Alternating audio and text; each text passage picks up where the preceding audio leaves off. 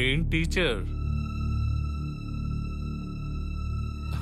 ఏంటిది మొదటిసారిగా చూస్తున్నట్టు మీ మొహంలో నవరసాలు అన్నీ కనబడుతున్నాయి?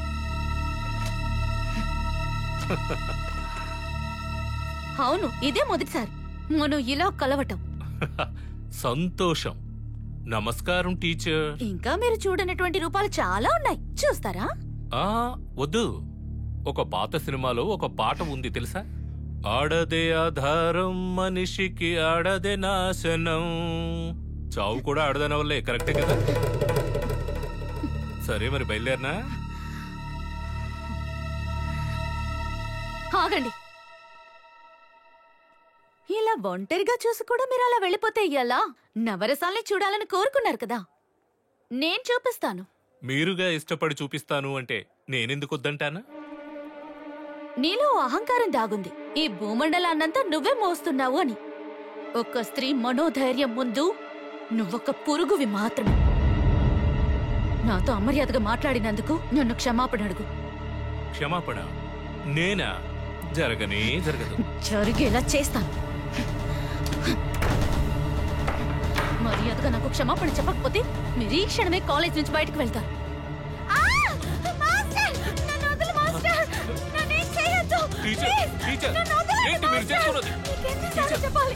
చెప్పేది వినండి. ఏం చేస్తున్నారు మీరు? టీచర్, నేనేం చేశాను? చెప్పేది వినండి టీచర్. ఏం చేస్తున్నారు మీరు అసలు? ముందు అడ్డు లేవండి. తలుపు తెరవండి. ఏమైంది? ఏం జరుగుతుంది? ఏమింట్రా అరుపులో? బయట ఎవరున్నారు? ఏం జరుగుతుంది? తలుపు తెరవండి. తలుపు తెరవరా?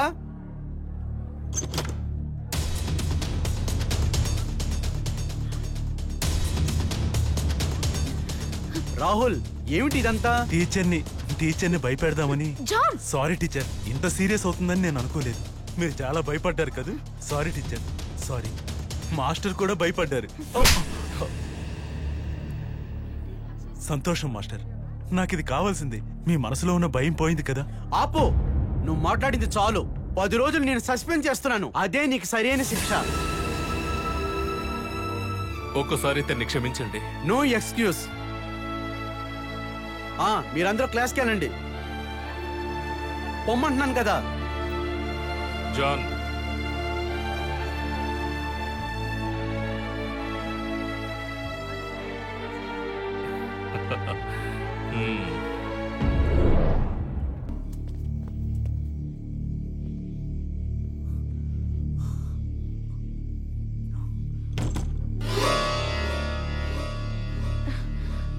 ఏమైంది?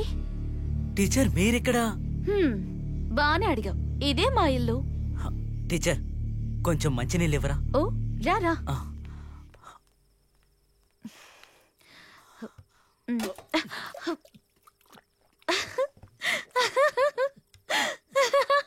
అయ్యో, మీకు నవ్వొస్తుందా? నేను ప్రాణాలు అరచేతిలో పెట్టుకుని వచ్చాను. అసలు ఆ పొగరుబో తాంబోతుకి నువ్వు తెగ నచ్చేసావనుకుంటా. ఏంటి టీచర్ అంత మాటనేశారు? కాలేజీలో కూడా నేను ఇష్టపడే ఒక పొగరుబో తాంబోతుంది కదా. మీరు చెప్పేది మాస్టర్ గురించే కదా? ప్రేమ ఆప్యాయతలు దొరకనప్పుడు కొందరు మనుషులు అంతే, అందరూ అన్నిటినీ కోల్పోతారు. కొన్ని సమయాల్లో నేను అలా అవ్వాల్సినోండి, కానీ కాలేదు. ఎందుకో తెలుసా?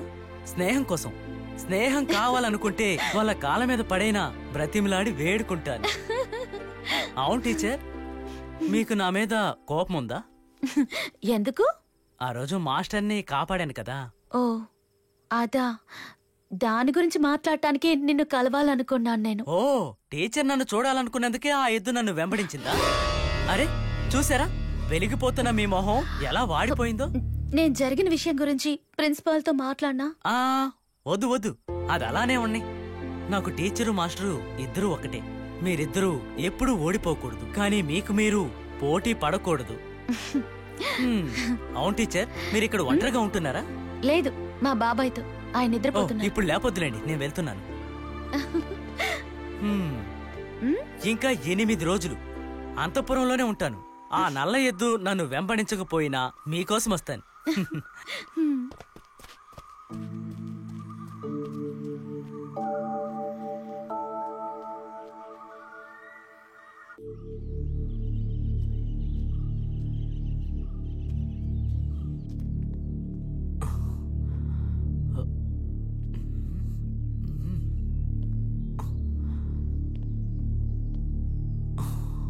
ఓరి నాయనో, ఛ!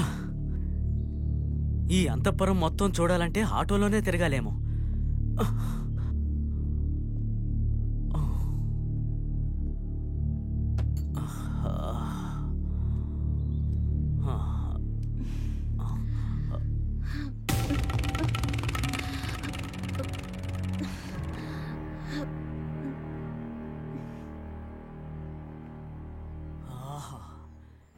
ఈ అవతారంలో మిమ్మల్ని చూస్తుంటే చాలా అందంగా ఉన్నారు. టీచర్, మీరు స్నానం చేస్తున్నారా? అందుకేనా నేను అంత గట్టిగా అరుస్తున్నా ఉలుకు పలుకు లేదు. నువ్వు కూర్చో, నేను డ్రెస్ మార్చుకుని వస్తాను. ఏదేమైనా మీరు ఇలా చేసి ఉండకూడదు. ఈ ఇంటి గురించి అంటున్నారు. మీ బాబాయ్ ఎక్కడా? మీరొక్కరే ఇంట్లో ఎలా ఉంటున్నారు? కానీ ఒక్కటి మాత్రం పక్కా, ఈ ఇంట్లోకి ఎవడన్నా వచ్చాడే అనుకోండి, తిరిగి వెళ్ళడం చాలా కష్టం. ఎందుకు అలా అంటున్నావు? తిరిగి వెళ్ళడానికి దారి తెలియాలిగా.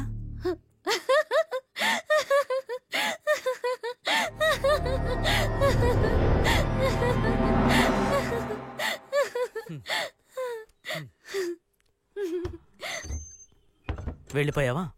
మళ్ళీ వస్తావుగా?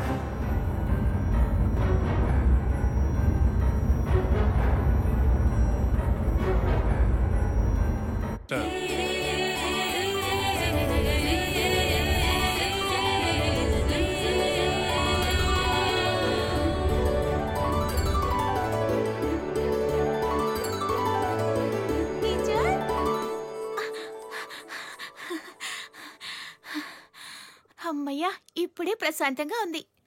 ఏమి లేదు, మీకు వయసు అవ్వకపోయినా అంతలోనే మోక్షం దక్కిందిగా. ఊరికే అన్నాను. ఇలా చూస్తుంటే మీరు అచ్చు కాలేజ్ అమ్మాయిలాగే ఉన్నారు. ఇప్పుడు నా పరిస్థితి దారుణంగా ఉంది. ఎందుకంటే ఉండే ఒకే ఒక స్నేహితురాలు ఉండదుగా. ఇక నువ్వు ఇంట్లోనే ఉండొచ్చు కదా, ఏ సమస్య ఉండదు. ఏమీ లేదు, ఒక ఊరు నుంచి ముఖ్యమైన వ్యక్తి వస్తున్నారు. ఎవరు వస్తున్నారు?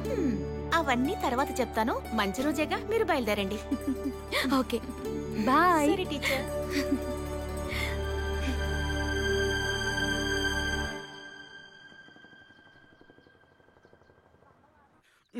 ప్రిన్సిపల్ని నేనే, మేనేజర్ని నేనే. అన్నిటికీ సమయం చాలట్లా. ఆ మేడం, నేను చెప్పిన స్వయం ప్రభా టీచర్ ఈవిడే. హలో. ఈవిడే మన డిపార్ట్మెంట్ హెడ్ భాగ్యలక్ష్మి మేడం. ఈ రోజు నీ క్లాసులో ప్రభాకరన్ మాస్టర్ సండ్ ఆఫ్ జరుగుతుంది. ఓ, అది మధ్యాహ్నం దాకా జరుగుతుంది. ఇప్పుడు రాహుల్ మాస్టర్ క్లాస్ ఖాళీగా ఉంది, అక్కడి నుంచి ప్రారంభించండి. మనుస్మృతిలో తప్ప ఇండియన్ మిథాలజీకి సంబంధించిన అన్నిట్లోనూ మహిళలకి ఎంతో ముఖ్యత్వాన్ని ఇచ్చారు. పోతే మనుస్మృతిలో అలా కాదు, అందుకు వ్యతిరేకంగా ఉంది. పితా రక్షతి కౌమారే, భర్తృ రక్షతి యవ్వనే, పుత్రో రక్షతి వార్ధక్యే, నస్త్రీ స్వాతంత్ర్యం అర్హతి. ఇలా రాస్తూ మను స్త్రీకి సంకెళ్లు వేశారు. కాలం మారుతున్నప్పటికీ ఈనాటికి ఎంతో మంది ఈ ఆచారాల్ని ఇలాగే పాటిస్తూ వస్తున్నారు. కాని కాళిదాసు రచనల్లో మాత్రం స్త్రీలను పతివ్రతలుగాను మంచి ప్రవర్తన కలిగిన వారిగాను రాస్తూ వచ్చారు. స్త్రీలు అబలలుగా కనిపించినా వారిలో కూడా ఎంతో శక్తి దాగి ఉంటుంది. శక్తి సహకరించకపోతే శివునికి కూడా విలువుండదని కుమార సంభవంలో రాయబడింది. కాళిదాసు వారు చెప్పింది కరెక్టే కదా? ఎక్స్క్యూజ్ మీ,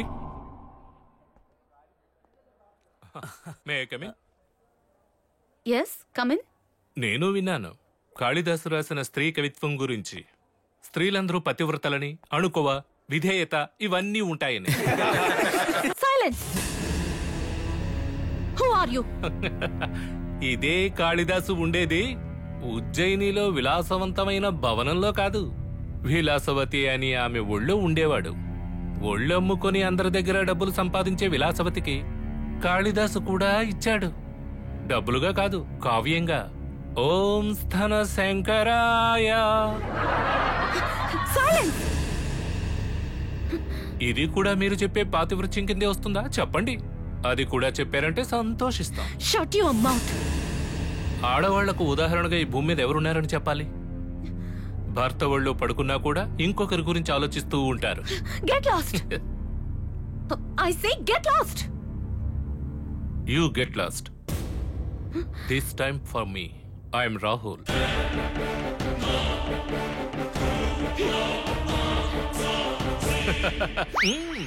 మాస్టర్, ఈ ఓం స్థాన శంకరాయ అంటే దాని అర్థం ఏంటి మాస్టర్? ఓహో, అది ఓం స్థాన శంకరాయ. కూర్చోరా ముందు. Vinay, sir. Are you comfort? Yes sir. Sit down.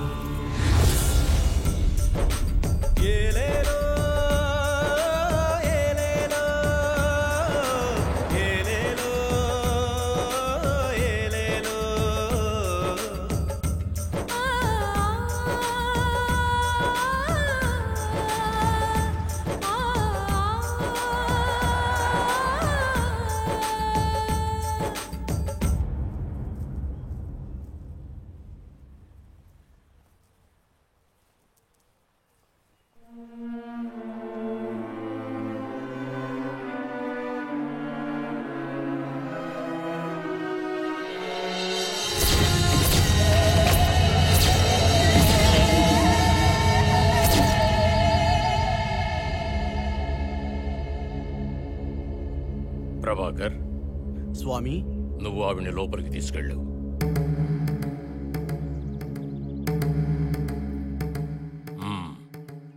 కూర్చో. ఆయన మరణించి 20 సంవత్సరాలైంది కదూ? అవును. ఇప్పుడేం కావాలి? నా భర్త చావు ఆయన గుర్తులని మోస్తూ పసి పిల్లడైన నా బాబుని తీసుకుని ఆ రోజు ఇంటిని వదిలేసి వచ్చేశాను. ఏమిటి, నువ్వు ఇప్పటిదాకా అంతఃపురానికి వెళ్ళలేదా? నా కొడుకు పిరికివాడవుతాడు. అలా జరగకూడదని నేను అక్కడి నుండి వచ్చేశాను. సరే, ఇప్పుడేం జరిగింది? వాడికి తెలిసిన ఏదో ఒక ప్రొఫెసర్ ఇక్కడ పక్కనే కాలేజ్లో సీట్ రెడీ చేశారు. వాడు చదివితే అక్కడే చదవాలంటున్నాడు. సొంతం బంధుత్వం ఏమీ తెలియకుండా పెరిగాడు వాడు. కానీ ఇక్కడికి వచ్చిన తర్వాత వాడికి అన్నీ తెలిసిపోతే... తెలియని ఏం పర్వాలేదు. అరుంధతిలో ఉన్న దుష్టశక్తిని గుడిలో బంధనం చేసింది నేనే. ఆ దుఃఖాన్ని భరించలేక లోతైన బావిలో పడి మరణించింది. ఆ కథ అంతటితో ముగిసింది. ఇప్పటికీ ఆ శక్తి అక్కడే దాగి ఉంది. ఆ శక్తి బయటకొస్తే నాకే తెలుస్తుంది. నువ్వు భయపడకు, వెళ్ళిపో.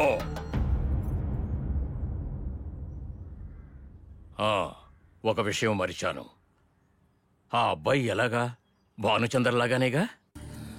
అది అరుంధతి చంపేసింది.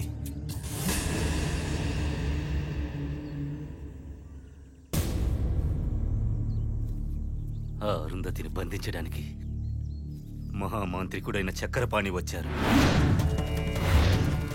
ఈ అమ్మవారి గుడిలో ఆ రాయిలో బంధించారు.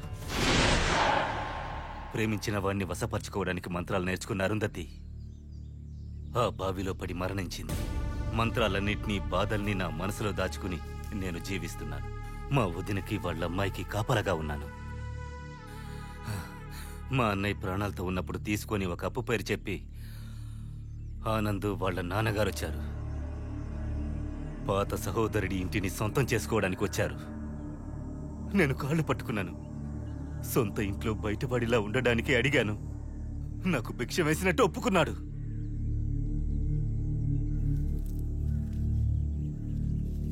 నా కూతురు స్వయం ప్రభ పెరిగి పెద్దదైంది.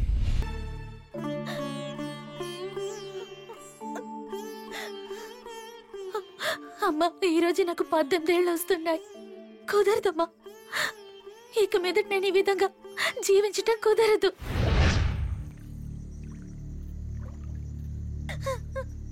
ఆగమ్మా.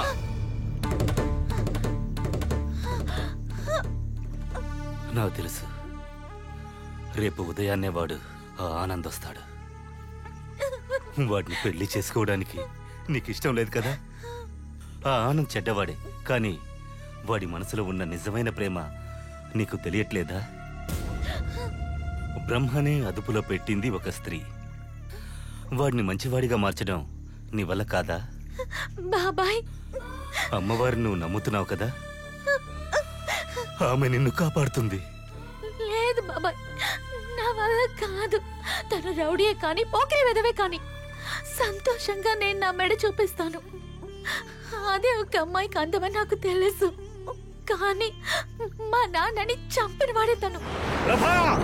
ఆ వ్యాపారంలో భాగస్వామి అయిన నువ్వు దాన ధర్మాలు చేయడం వల్ల పూర్తిగా నేను నష్టపోవాల్సి వచ్చింది. విక్రమా, అదంతా తిరిగి రాబెట్టడానికి నా కొడుకు ఆనంద్ ఉన్నాడు. నిన్ను పంపించేస్తా పైలోకానికి. ఇక అంతఃపురంతో సహా అంతా మాకే. ఆనంద్, ఆ అరుంధతి చంపేవాళ్ళ లెక్కలో వీడు కూడా చేరని. ఇక నువ్వేమి చెప్పనక్కర్లేదు. ఇక నుంచి ఇంట్లో ఉంటున్నా నేను, నువ్వు అందరం మరణించినట్లే. ఇక నుంచి కొత్త జన్మ, శత్రువుల్ని జయించే జన్మ. గెలవడానికి అమ్మవారి గుడిలో ఉన్న అమ్మవారి సహాయం అక్కర్లేదు. ముందే అక్కడ బంధించిన ఒక శక్తి ఉంది. అరుంధతి వద్ద నుండి చక్రపాణి బంధించిన శక్తి నా గుప్పిట్లో బిగించి నేను ఆడుకుంటాను. బాబాయ్, దానికి నిన్ను తయారు చేస్తాను. నువ్వు పిలిస్తే ఆ శక్తి వస్తుంది. మీ నాన్నని చంపిన వాడి మీద పగ తీర్చుకోవాలి కాదమ్మా. నువ్వు నా కోసం ఒక పని చేయాలి. ఒక ఆడదానిలో ఉన్న అనుభూతులని నువ్వు చంపేసుకోవాలి. ఒక భార్యగా ఉండాలి, ఒక అమ్మగా ఉండాలి. అలాంటి ఆలోచనలు నీలో రాకూడదు. లేదు, చావాలని నిర్ణయించుకున్న నీకు ఏ ఆశలు ఉండవులే. అవును కదమ్మా? 12 ఏళ్ళు కన్య పూజ, అది పూర్తయిందంటే ఎవరూ నిన్ను ఏమీ చెయ్యలేరు. నన్ను ముట్టుకోకు. మా నాన్న చనిపోవడానికి కారణం ఈ ఊరు వాళ్ళు చెప్పిందేదీ కాదు. నువ్వే మా నాన్నని చంపావని నాకు బాగా తెలుసు. మనం కలిసి బతికితే మా నాన్న నన్ను శపిస్తారు. నువ్వు చేసిన చెడ్డ పనికి పరిహారాన్ని నేను చెల్లించాలి. 12 ఏళ్ల పాటు నేనొక వ్రతం చెయ్యాలి. అంతవరకు నువ్వు ఎదురు చూడాల్సిందే. నా మాట కాదని నన్ను గనుక తాకావో నువ్వు నా శవాన్ని చూస్తావు.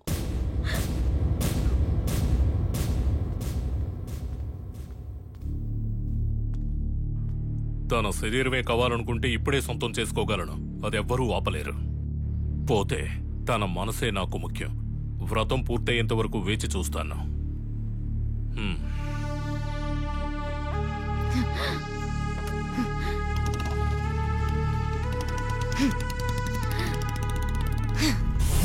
వాడు ఎదురు చూశాడు 12 సంవత్సరాలు. ఆఖరికి ఆ రోజు వచ్చింది. 12 ఏళ్ల తర్వాత వచ్చిన ఆ ఉత్సవం. ఈ అమ్మవారి గుడిలో ఆ ఉత్సవానికి ఏర్పాట్లు జరిగాయి.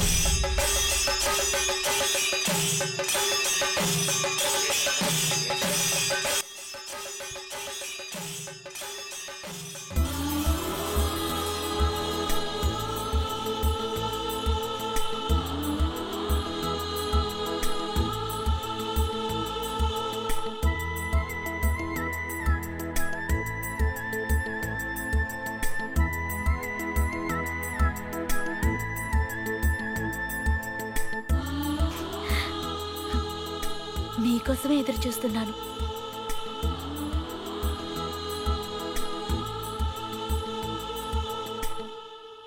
ఎందుకు అలా చూస్తున్నారు? ఏదో మొదటిసారి చూస్తున్నట్టు. నేను నమ్మలేకపోతున్నాను. నా ప్రభలో ఇంత మార్పు ఎలా వచ్చింది? మార్పు రావాల్సిందేగా. నేనేగా మాటిచ్చాను. 12 ఏళ్లగా నా కోసం ఎదురు చూశారు కదా. ఇంతవరకు మీ పైన కోపాన్ని చూపించాను. అదంతా వ్రతాన్ని పూర్తి చేయటానికే.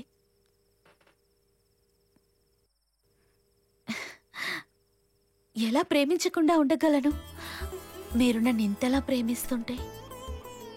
ఎంతైనా అమ్మాయిని కదా, మనసు మారడానికి ఒక్క క్షణం చాలదా? ఇప్పటికీ నాకు స్వేచ్ఛ దొరికింది. ఎల్లం లేకుండా ప్రేమిస్తాను. ఈ రోజు నుంచి నేను మీకే సొంతం. ఆఖరికి నా ప్రభ నాకు దక్కింది. చెప్పు, ఇప్పుడు నేనేం చెయ్యాలి? ఊళ్ళో వాళ్ళందరి ముందు తాళి కట్టండి. మీకిష్టమైన రోజే ముహూర్తం పెట్టించండి. ఇంకొద్ది గంటలు గడిస్తే నా వ్రతం పూర్తయిపోతుంది. ఆ పైన ఒక్క నిమిషం కూడా నేను ఎదురు చూస్తూ ఉండలేను. వెంటనే మీరు నా దగ్గరకొచ్చి నా నుదుటన తిలకాన్ని దిద్దాల్సిందే. ఏంటి, నమ్మకం కుదరటం లేదా? మీరు అమ్మవారి గుడికొస్తే చాలు. ఉత్సవం పూర్తయి ఊరు జనం అందరూ వెళ్ళాక అదే గుళ్ళో అమ్మవారి సాక్షిగా మీరు నా మెళ్ళో తాళిని కట్టాలి. ఆ తర్వాత ఈ ఊరి జనమంతా నువ్వు నాకు దక్కవని చెప్పినప్పుడు లక్ష్మణరేఖ గీసి నిన్నెంతగానో బాధ పెట్టాను. అదంతా మనసులో పెట్టుకుని నన్ను దూరం చేసుకుంటావని భయపడ్డా. ఇప్పుడు నీ మనసులో ప్రేమని అర్థం చేసుకున్నాను. నేను తప్పకుండా వస్తా. ఈ రోజు నా కల ఫలించింది. నేను వెతుకుతున్న నిధి నాకు దొరికింది. ప్రభ ఇప్పుడు అమ్మవారి గుడికి వెళ్ళుంటుంది. ఇంకా కొన్ని గంటలు మాత్రమే. చక్రపాణి బంధించి వచ్చిన బలిరా ఇప్పుడు అంతఃపురంలోని పూజ గదిలో. దానికి బదులుగా నేను సృష్టించిన ఒక ఒట్టి రాయి ఇప్పుడు అమ్మవారి గుడిలో ఉంది. పూజ గదిలో ఉన్న బలిరాయి నుండి ఆ శక్తిని బయటికి తేవాలి. నా దేహంలో ప్రవహిస్తున్న రక్తం వల్లే అది వీలవుతుంది. ఆ తర్వాత స్వయం ప్రభ శక్తి స్వరూపిణి అవుతుంది. పూజ నియమాలు మంత్రశక్తిలో ఉన్న తన నూతన జీవితానికి ఇక మీరే కాపలాగా ఉండాలి. బలిరాయి మీద ఎర్రటి పుష్పానికి బదులు నేను నా రక్తాన్ని సమర్పిస్తాను. మంచి జీవితానికి నేను తోడుగా ఉంటానని స్వయం ప్రభతో చెప్పి పంపించినా కూడా అది తను ధైర్యంగా ఉండడానికి. ఇప్పుడు తిరిగొచ్చే తను వీరత్వంతో వస్తుంది. మర్దిగారు, మీరు కాదు బలి కావలసిన వాడివి, నేను. వదినా, మంత్రం తంత్రం కనీసం నడవలేని నేను తనకి కాపలాగా ఉండలేను. మీరే తనకి రక్షణగా ఉండాలి. మీ జీవితాన్నే పణంగా పెట్టి మీ శక్తుల్ని దారపోస్తున్న మీరే ఒక సైనికుల్లా రక్షణ ఇస్తూ కాపలాగా ఉండాలి. బలిపీఠాన్ని సిద్ధం చేయండి. రక్తాభిషేకం జరగాల్సిందే. కన్న తల్లి ఆత్మ ద్వారా నా కూతురు శక్తి స్వరూపిణిగా మారాలి.